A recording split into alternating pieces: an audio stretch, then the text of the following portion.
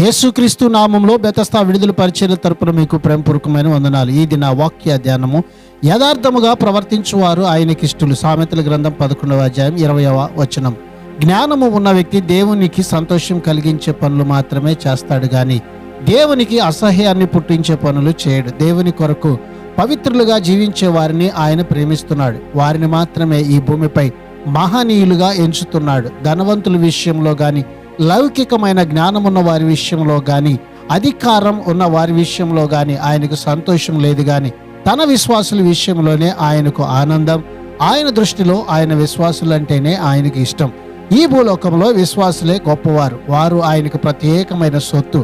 ఈ దిన వాక్యాన్ని బట్టి యథార్థముగా జీవించుచు ఆయనకి ఇష్టలుగా ఉందాం. అట్టి కృపను, ధన్యతను ప్రభు మనందరికీ దయచేయునుగాక. ప్రార్థన. పరిశుద్ధుడా యేసయ్య, మరొక నూతన దినాన్ని మాకు ఇచ్చినందుకు నీకు వందనాలు, స్తోత్రాలు చెల్లిస్తూ మేము యథార్థమైన ప్రవర్తన కలిగి నీకు ఇష్టమైన వారిగా జీవించే భాగ్యాన్ని మాకు ప్రసాదించుమని యేసు పరిశుద్ధ నామంలో ప్రార్థించి అడిగి వేడుకుంటున్నాము తండ్రి.